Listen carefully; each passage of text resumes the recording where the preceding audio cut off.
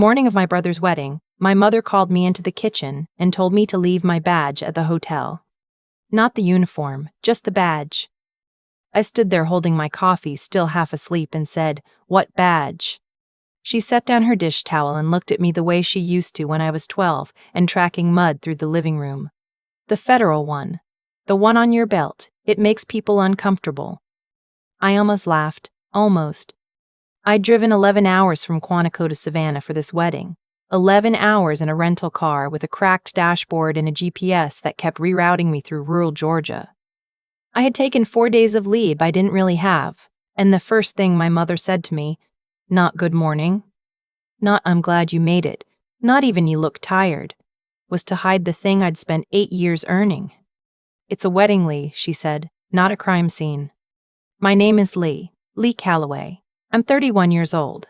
I'm a special agent with the FBI's Behavioral Analysis Unit in Quantico, Virginia, and I've been since I was 26. Before that, I spent 2 years as a forensic psychology fellow, and before that I graduated top of my class from the University of Virginia. I tell you all of this not to brag.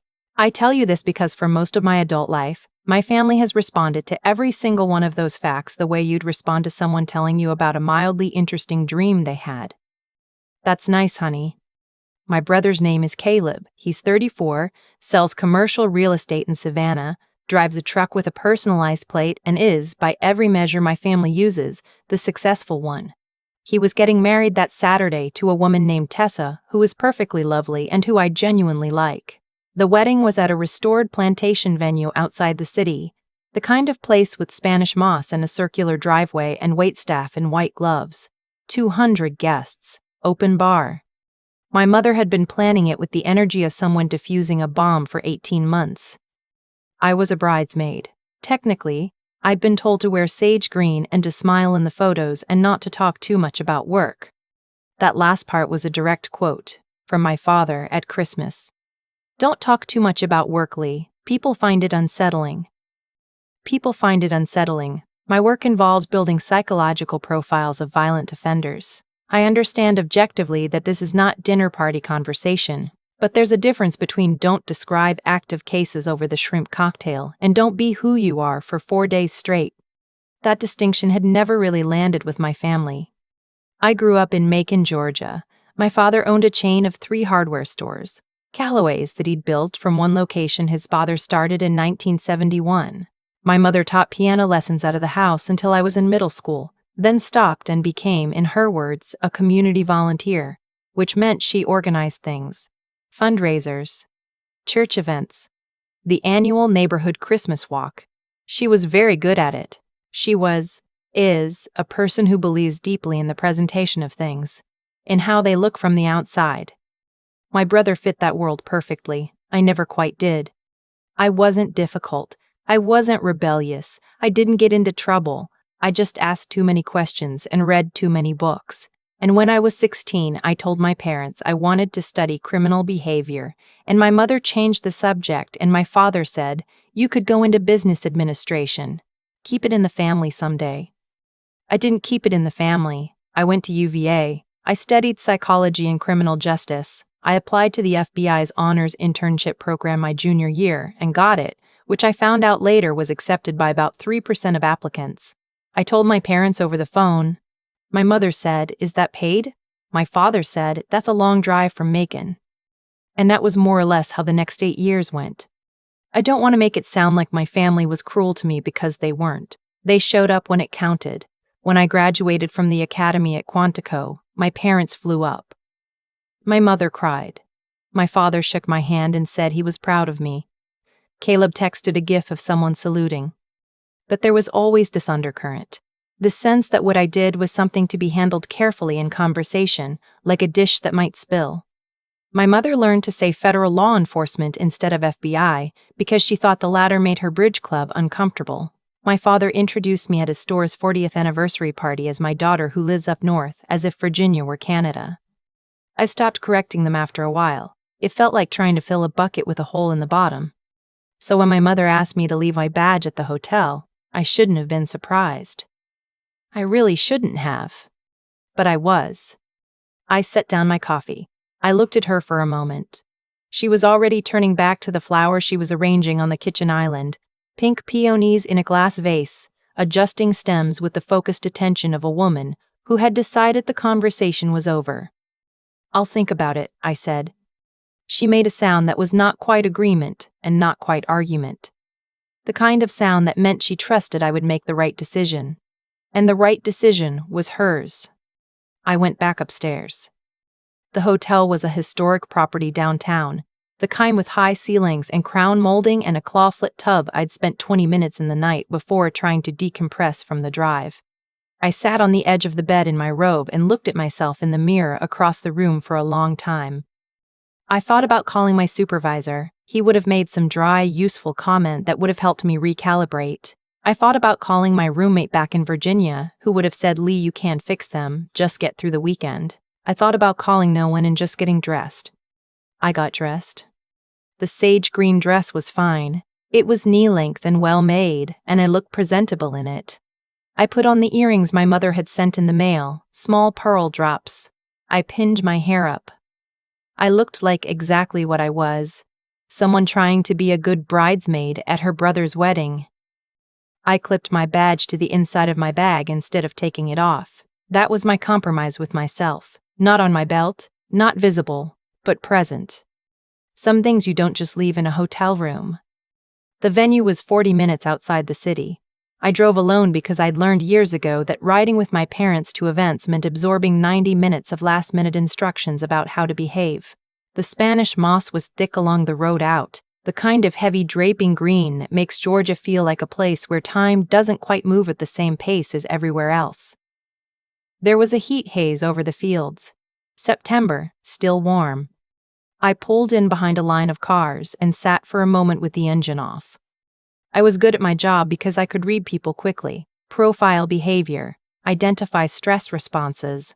I knew, sitting in that parking lot, that I was about to spend 4 hours managing my own reactions in real time, while also managing the expectations of 200 people who mostly knew me as Caleb's sister who worked somewhere up north. I got out of the car. The ceremony was beautiful, genuinely. Tessa walked down the aisle in a gown that made my brother look like he'd forgotten how to breathe, which I thought was a good sign for their marriage. The vows were personal and specific and not the recycled language people sometimes use when they haven't thought hard enough about what they're actually promising. I stood to the left of Tessa with 3 other bridesmaids and held my small bouquet and felt, for about 40 minutes, genuinely happy to be there. The reception was where things shifted. It started small. It always does. I was at the bar getting a glass of water when my uncle, my father's brother, a man named Roy who runs a car dealership in Augusta and has opinions about everything, came to stand beside me and said, loud enough for the 3 people nearby to hear, "So when are you going to quit that morbid job and do something normal?" I smiled. I said, "I'm exactly where I want to be." He laughed and moved on. Then at the dinner table, my mother's friend, a woman I'd known since I was 8, who calls me sweet girl the way people call dogs good boy, leaned across the table and said to the couple next to her, gesturing at me, "She works for the government. Investigates criminals. I keep telling her a girl like her could do something with her looks instead." I ate my salad. Then came the toasts. My father stood up. He is not a bad man. He loves his children. He has a way, when he's speaking publicly, of becoming a slightly larger, louder version of himself. The version that built 3 hardware stores and sponsored the Little League team and knows everyone in Macon by name. He raised his glass and said wonderful things about Caleb, about how proud he was, about what Caleb had built, about the Calloway name. And then he looked at me, across the table, and he said, "And Leigh drove all the way down from Virginia, so at least we've got the whole family here." That was it. That was my toast. At least we've got the whole family here. I heard someone at the next table, one of Tessa's aunts I think, make a small sound. Not quite a laugh. Something closer to discomfort. I kept my face still. I am professionally trained to keep my face still, which is one of the few times my career has been directly useful at a family event. Caleb caught my eye from across the table. He had the grace to look uncomfortable. He mouthed something, "Sorry, maybe," or maybe just my name. And then the moment passed and the toasts continued and someone clinked a glass and everyone kissed. I excused myself about 20 minutes later and walked outside onto the rear terrace. The venue backed up against a stretch of live oaks, old ones, the kind that have been there since before the building. I stood there in the September heat and breathed. I had my phone in my hand. I wasn't looking at anything. I was just standing. Someone came to stand beside me. I turned. It was a man I didn't recognize, maybe 65, with close-cut white hair and the particular quality of stillness that I've learned, over years of working with a specific kind of person, usually means former military. He wasn't in uniform. Gray suit, American flag pin, shoes that were cleaner than everyone else's at this outdoor event. He said, "You holding up okay?" I said, "I'm fine, just getting some air." He nodded. He didn't push. We stood there for a moment. Then he said, "You're Caleb's sister, the one with the bureau." I looked at him. "Yes." He extended his hand. "Tom Whitaker. I'm a friend of your father's from the Rotary. Retired Army. 32 years. We shook hands. He said, "I heard what he said in there, about you driving down." I didn't say anything. He said, "I want you to know, that wasn't right." I still didn't say anything, because there wasn't anything to say that would have come out cleanly in that moment. He nodded once like the conversation had reached a natural conclusion and went back inside. I stood there a while longer, then I went back in. The band started, people danced. I danced with Tess's grandfather, who was 91, and led with more confidence than most 30-year-olds I've met. I ate the wedding cake, which was lemon with lavender frosting and was genuinely excellent. I smiled in photographs. And then about 2 hours into the reception, things changed. I was sitting at a table near the edge of the dance floor when a woman came through the main entrance in a way that shifted the room. I can't explain it better than that. Not loudly, not dramatically. But there are people who carry a certain authority in the way they move, and when they enter a space, the space responds. She was in her late 50s, I'd guess. Dark suit, federal-level formal. She was with 2 men in similar attire. And behind her, like a deliberate and unhurried current, came a group of people I recognized from their bearing before I recognized their faces. Men and women who had at some point stood in places where the decisions were permanent. I didn't know her. I'd never met her.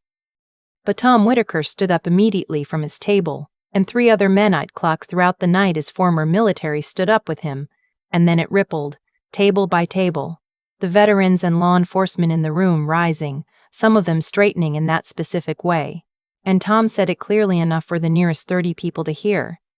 Agent in charge.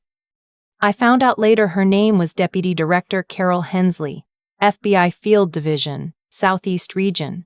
She was at the wedding because Tess's father, whom I'd been introduced to briefly and filed away as works in federal contracting, had worked alongside her office for years. She'd been invited as a personal guest.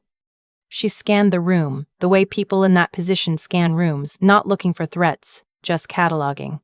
And her eyes landed on me. She walked toward me. I stood up, automatic.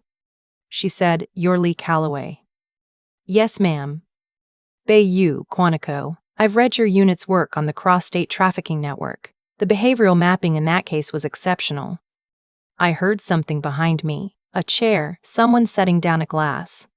She said, "Are you enjoying yourself?" I said, "It's my brother's wedding."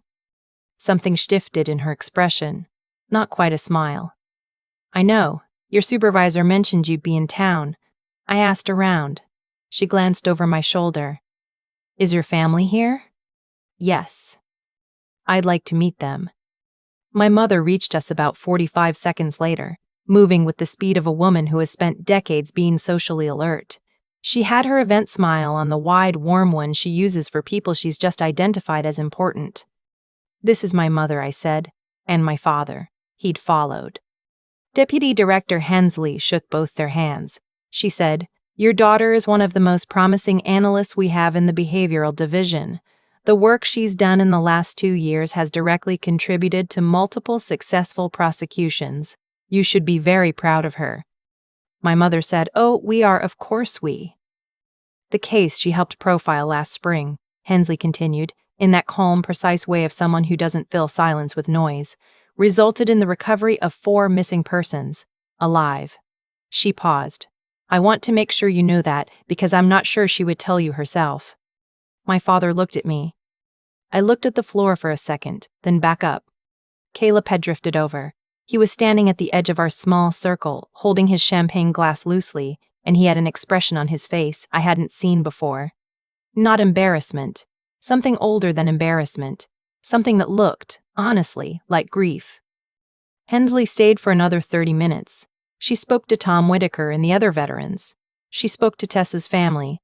Before she left, she stopped back by me and said quietly, "Good agents take their days off. Enjoy your weekend." Then she was gone, and her people were gone, and the room slowly returned to its normal register. The band played something slow. I was standing at the edge of the dance floor when Caleb came up beside me. He didn't say anything for a moment. He watched the dancers. Then he said, "I didn't know about the missing persons case. It wasn't my case alone." Still, we stood there. He said, "I'm sorry about what Dad said in the toast." "It's fine." "It's not, though." He turned toward me, and he looked like himself, not the version of himself that performs at events, but the actual Caleb, the one I used to build forts with when we were kids and argue with about everything and nothing. "It's not fine, Leigh." I should have said something. I looked at him. "Why didn't you?" He didn't answer right away. He took a breath. "Because it's easier not to. Because I've been doing that our whole lives, and I'm 34 years old and I'm still doing it, and I am standing at my own wedding reception ashamed of myself. So." I put my hand on his arm, just briefly. He said, "You came all the way down here." "Of course I did." "No, I mean," he stopped. Started again. "I told Tessa before the wedding that I was afraid you wouldn't come.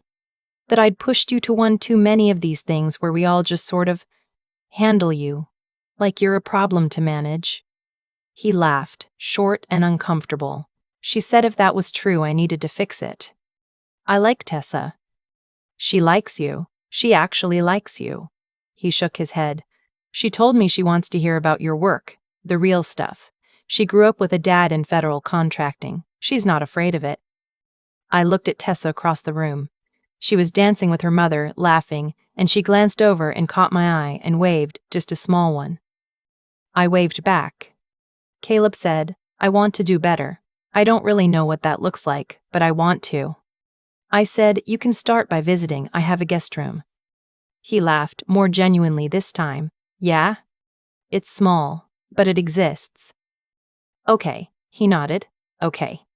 My parents found me later in the evening, near the end of the night. The dancing had slowed. Most people were in that comfortable end-of-event space where conversations run long and ties come loose. My father came to where I was sitting and pulled out the chair beside me and sat down. That alone was unusual. He's not a sitting down beside you kind of person. He's a standing at the edge of the room kind of person. Monitoring, managing. He said, "I didn't give you a real toast tonight." Dad. Let me say this." He clasped his hands on the table. His hands looked like a hardware man's hands, thick-palmed, capable. I didn't know what to say, so I said nothing, which is the same thing I've been doing for about 8 years. "And that woman." He stopped. "She said 4 people are alive because of your work. It was a team." "Leigh." He looked at me directly, which he doesn't always do. "Let me say this." I stopped. "I didn't understand what you do," he said. I think I thought for a long time that you'd chosen something hard on purpose, to prove something, to be away from us. And I made it about that instead of just being proud of what it was." He was quiet for a second. "I'm sorry. For the toast. For a lot of things that weren't said." My mother was standing a few feet away. She didn't come closer, but she didn't leave either. She stood with her hands folded and her eyes slightly too bright, and I understood, in that moment, that this was as close as she knew how to come to what my father was doing. I looked at my father. "Okay," I said. "Okay? It's a start." He nodded. He put his hand over mine on the table briefly, then stood up. "You should come home for Thanksgiving." "I'll try. I'll try.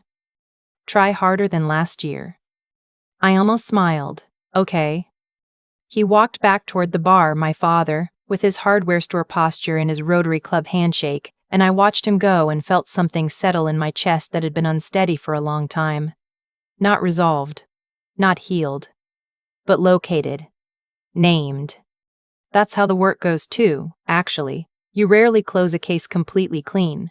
There are always loose threads, but sometimes you find a thing that explains the pattern, and after that, the work is different. Not easier. Different. The drive back to the hotel that night was long and quiet. No GPS issues. The Spanish moss was dark and still along the road, the kind of dark that feels like held breath. I had the windows down a little. Georgia in September smells like cut grass and something faintly sweet. Pine, maybe. Or whatever blooms at the edge of summer. I thought about Tom Whitaker, standing up on that terrace and saying that wasn't right. Like it was simple. Like it didn't require a whole architecture of courage, but just the basic decision to say the true thing. I thought about Caleb's face when he said I've been doing that our whole lives. I thought about Deputy Director Hensley, who had no obligation to do what she did and who did it anyway, briefly and without ceremony, and walked back out of the room. Some things are very loud. People stand up and there are gasps and the band stops and everyone turns. But some things are quieter than that. Some things are a chair pulled out beside you, and a hand on a table, and the word okay meaning more than it seems.